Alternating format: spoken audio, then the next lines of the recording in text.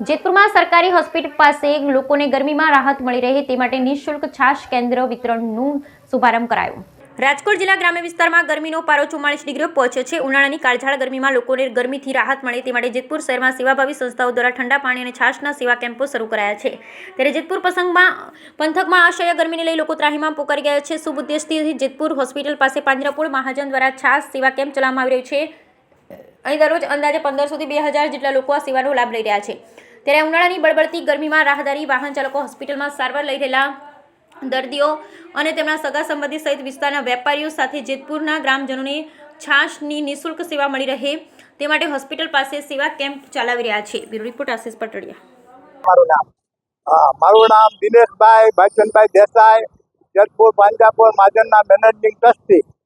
સરકારશ્રીનો આદેશ હિતવે હોવાથી મામલતદારની સૂચના અને અમારા જેતપુર પાંજરાપોળના પ્રમુખ કિશોરભાઈ શાહની આગેવાની નીચે અમે આ છાશ કેન્દ્ર તારીખ 9 તારીખથી ચાલુ કરેલ છે।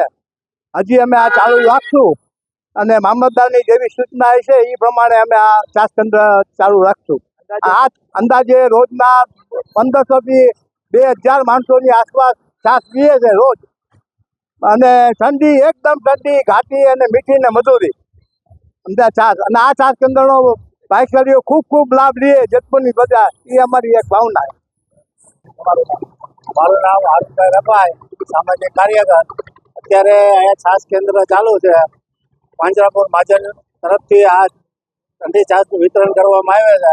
અત્યારે આ ધોમ તડકા પડે છે, કાયમની કમસે કમ 1500 થી 2000 માણસો અહીંયા છાશ પીએ છે।